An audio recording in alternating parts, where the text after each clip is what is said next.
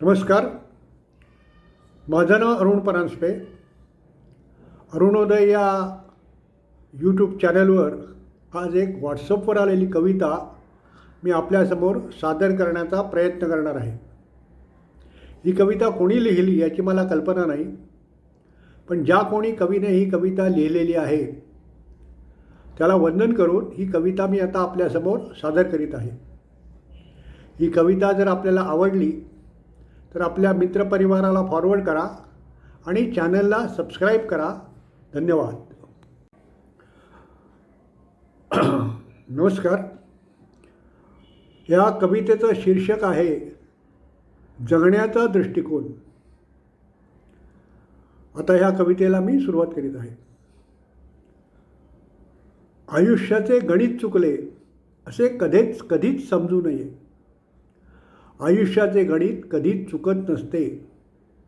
चुकतो तो चिन्हांचा वापर.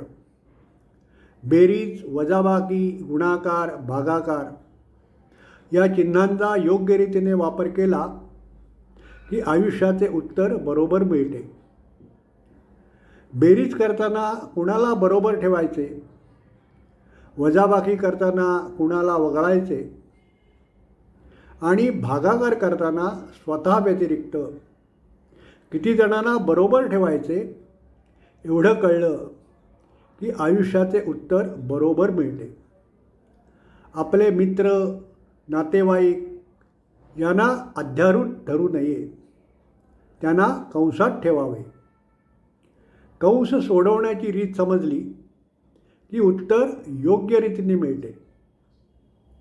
लहानपणी आपल्याला शाळेमध्ये काटकोन, त्रिकोण, चौकोन इत्यादी शिकवतात, पण जगण्याचा जो दृष्टिकोन असतो तो शाळेत शिकवता येत नाही. तो आपल्याला अनुभवातून, वाचनातून, मनातून मनन करून वाढत्या वयाबरोबर स्वतःलाच शिकावा लागतो. हा जगण्याचा दृष्टिकोन ज्याला समजतो, अंडरस्टँड होतो, त्याला समजतं की आपलं नशीब दुसरं कोणी लिहित नसतं. आपलं नशीब आपल्याच हातात असतं.